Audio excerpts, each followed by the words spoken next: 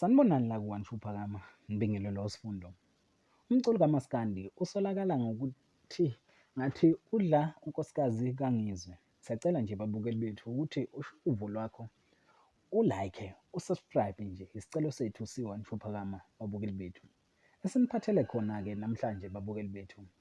Kusolakala umculi kaMaskandi owayezwana noNgizwe engathi usemdlele unkosikazi wakhe.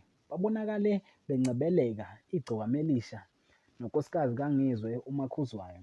Behamba Igcokama Elisha libe seliphosta lesi sithombe belele nje. Lapho liphostile ukuthi baphinde belale. Okusolakala ngathi Igcokama Elisha lishaya isinqa unkosikazi kaNgizwe. Okwaziwayo-ke Igcokama Elisha belisondeleke kakhulu noNgizwe Mchunu. Okumangazayo-ke ukuthi kwenzeka kanjani ukuthi Igcokama Elisha lincebeleke nonkosikazi kaNgizwe. Ngokubuka kwakho mbukeli wethu, ngabe Igcokama Elisha selimnyundele yini uNgizwe unkosikazi walo?